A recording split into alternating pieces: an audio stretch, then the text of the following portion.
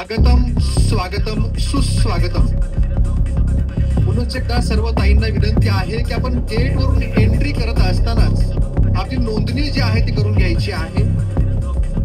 कारण नोंदणी झाल्यानंतरच जे लकी ड्रॉचं बक्षीस असणार आहे आपण त्यातूनच काढणार